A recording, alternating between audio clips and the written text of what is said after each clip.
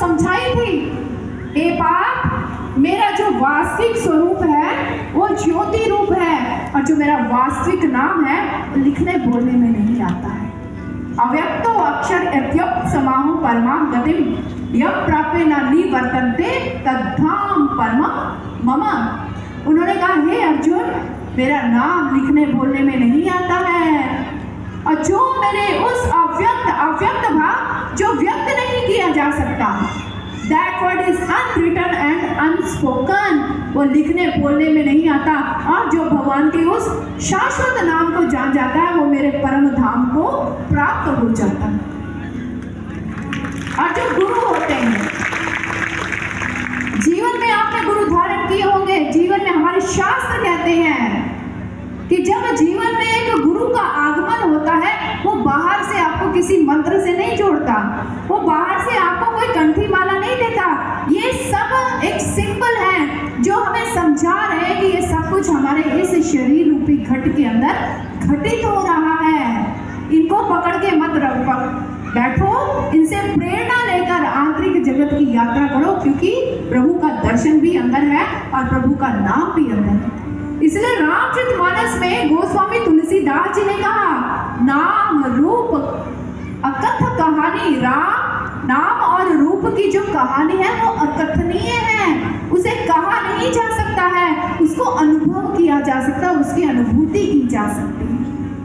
हर किसी का शरीर है, हर किसी का रूप है आपका, और आपका नाम भी है कि नहीं है। आप बड़ी भारी भीड़ में खड़े हुए हैं, कोई दूर से आपको आवाज लगाए, अरे पीली शर्ट वाले, नीली कमीज वाले, नीली चुन्नी वाले, पीली चुन्नी वाले, क्या आप रिस्पॉन्स करेंगे? क्या आप उसे पलटकर जवाब देंगे? नहीं।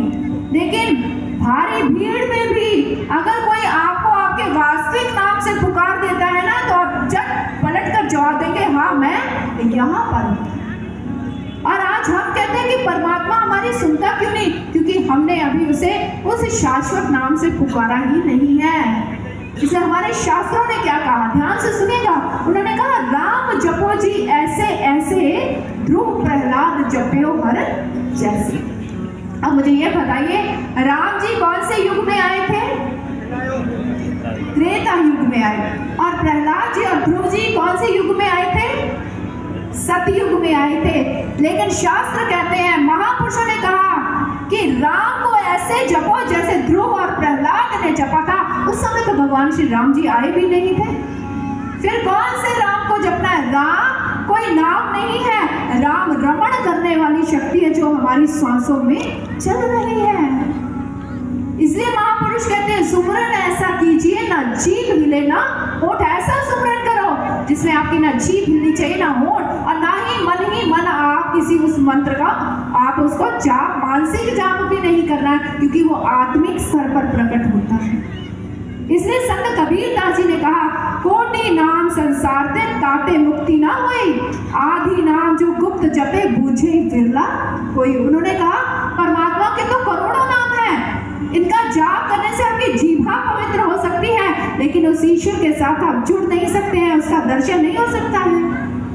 उन्होंने कहा, कोटि नाम, करोड़ों नाम है प्रभु के, ताते मुक्ति ना, इससे मुक्ति नहीं हो सकती। आदि नाम जो गुप्त जपे बूझे बिरला कोई। उन्होंने कहा, जो प्रभु के उस आदि अनादि नाम को जान जाता है, अपने भीतर उसे पहचान जाता है, उसकी अनुभूति कर लेता है, उसी का ही कल्याण संभव है। इसलिए भगवत प्रियो, ऐसे गुरु की खोज कीजिए, ऐसे गुरु की खोज कीजिए जो शास्त्रों के आधार पर, क्योंकि दिव्य ज्योति जागृति संस्थान जो भी पाठ करता है शास्त्र प्रमाणित करता है, शास्त्रों की कसौटी के आधार पर करता है। दिव्य ज्योति जागृति संस्थान का अपना कोई मत नहीं है, कोई भी मत। या जितने भी आपको कथा कहानियां और संत वाणी या शास्त्रों के श्लोकों सहित उदाहरण दिए जाते हैं, वो हमारे आर्ष ग्रंथों से दिए जाते हैं, हमारे धार्मिक ग्रंथों से दिए जाते हैं, ताकि आप दिग्भ्रमित ना हो पाए। आवश्यकता है एक ऐसे सदगुरु की जो आपके मस्तक पर हाथ रखे। मीराबाई जी, कृष्ण दीवानी मीराबाई जी जब संत रविदास जी की शरण में गई तो उन्होंने क्या लिखा? मीराबाई जी कृष्ण कृष्ण दीवानी मीराबाई, लेकिन जैसे ही संत रविदास जी से उस ज्ञान को प्राप्त किया तो ही मीराबाई जी अपने पद में क्या लिखती हैं, सतगुरु हाथ धरियो सिरे ऊपर। सतगुरु ने क्या दिया, ना कोई कंठी माला, ना जपने के लिए मंत्र, ना ही किसी अन्य विधि विधान में डाला। उन्होंने कहा सतगुरु हाथ धरियो सिरे ऊपर। सतगुरु ने मेरे मस्तक पर हाथ रखा, आंखों से समझाई, मुझे समझा दिया, पल पल पिब का रूप निहारो, निरख निरख सुख पाई। उन्होंने कहा मेरे प्रभु ने, मेरे गुरु रविदास जी ने मेरे घट के अंदर ईश्वर का दर्शन करवाया और मैं अपने पिब का, परमात्मा का बार बार दर्शन करके निहाल हो रही। और वही कृष्ण दीवानी मीराबाई जी ने फिर क्या कहा, पायो जी पायो मैंने राम रतन धन पायो।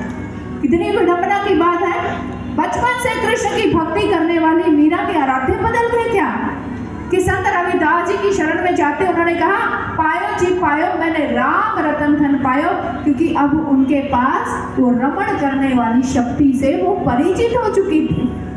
लेकिन कैसे, उन्होंने लिखा सतगुरु वस्तु दी मेरे कर कृपा कर अपनायो। मेरे सतगुरु ने मुझे ऐसी वस्तु प्रदान कर दी जिसके द्वारा मैंने रमण करने वाली शक्ति उस राम कृष्ण का भीतर ही दर्शन कर लिया।